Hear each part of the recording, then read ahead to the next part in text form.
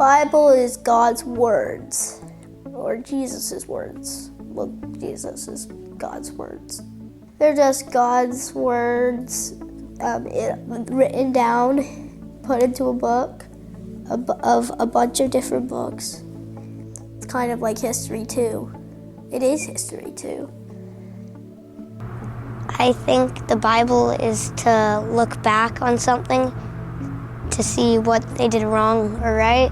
The Bible is it's a collection of stories and cultural wisdom, and it's just kind of this all-in-one book, which is what they needed for a long time. I think it's an amazing book, and people should take a lot of it less literally than they do metaphorically. You know, the Bible was my entire, it was the entire link to God when I was growing up. And I didn't really understand it, but I see now that God has provided the Bible as a means to communicate with humanity, and somehow in the hands of cruel people, the Bible has become a tool of hate, and that's unfortunate. But I believe that God provides a lens inside of us to be able to read the Bible, and with that lens, we can actually see aspects of who God is. I like reading the Bible to learn lessons, good things, to do good things, and also just tells you what happened, kind of.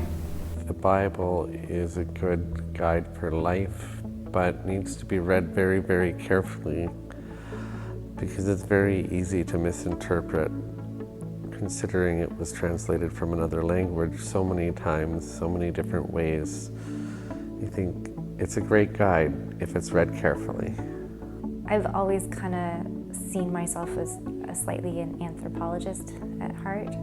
So when I see the Bible, I see a collection of poetry and political writings and propaganda and some people trying to tell the story to the best of their ability, and it's a lot of fallible people talking about their view of God and their experience with God.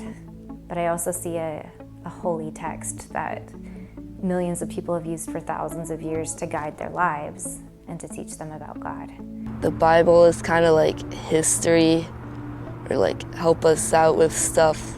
So it needs to be read carefully. Otherwise, it's a terrible book. But with God, the lens of God, it's a wonderful book.